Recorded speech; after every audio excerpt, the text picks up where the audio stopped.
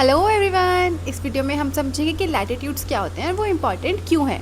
तो देखो, जो हमारा अर्थ है उसके ऊपर जो सन की रेज़ हैं वो हर जगह इक्वली नहीं आती है। इसके लिए हमने जो अर्थ को कुछ लाइंस में डिवाइड किया, जो कि है 5 लाइंस। जो अर्थ को बीच में से काटती है उसको हम कहते हैं 0 डिग्री पे इक्वेटर। देन उसके ऊपर 23 डिग्री 30 नॉर्थ पे जो लाइन आती है उसको हम कहते हैं ट्रॉपिक ऑफ कैंसर, और वो इंडिया के बीच में से भी जाती है।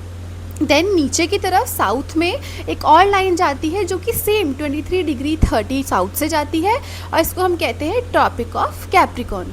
देन उसके नीचे एंटार्क्टिक सर्कल जो कि 63 डिग्री 30 साउथ पे है, और ऊपर आर्टिक सर्कल जो भी 63 डिग्री 30 नॉर्थ पे है। अब नॉर्थ और साउथ क्यों कहा गया? क्योंकि जब हम बीच से ऊपर जाते हैं तो वो नॉर्थ हो गया, और जब बीच से नीचे जाएंगे तो वो साउथ हो जाएगा। अब ये लाइंस क्यों ड्रॉ की गई, इसके लिए हम समझेंगे कि देखो, जैसे जो अर्थ है उसके ऊपर जो सन रेजेस है वो इक्वली नहीं आ रही है, उसके ऊपर जो सन रेज है वो बीच में ज़्यादा आ रही है। तो आप देखेंगे कि ट्रॉपिक ऑफ कैंसर और ट्रॉपिक ऑफ कैप्रिकॉर्न के बीच वाली जगह पे सबसे ज़्यादा सन रेजेस पड़ रही है। यहाँ पे इस वजह से इसको ट्रॉपिकल रीजन कहा जाता है, क्योंकि यहाँ पे सबसे ज़्यादा सन रेज पड़ती है तो गर्मी भी सबसे ज़्यादा होती है। उसके बाद ट्रॉपिक ऑफ कैंसर और कैप्रिकॉर्न की लाइन से एंटार्क्टिक सर्कल और आर्कटिक सर्कल के बीच के एरियाज को सब ट्रॉपिकल रीजन भी कहा जाता है।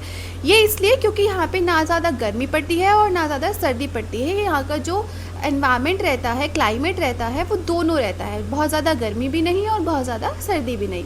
उसके बाद जो अब हम अपर एंड्स पे चले जाएंगे और लोअर एंड्स पे, तो नॉर्थ और साउथ पोल के पास आर्कटिक और एंटार्क्टिक सर्कल में को हम फ्रिजिड जोन कहते हैं।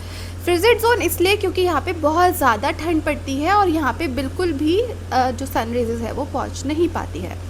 आई होप आपको समझ आया होगा कि हमारे लैटिट्यूड्स क्यों इम्पॉर्टेंट होते हैं।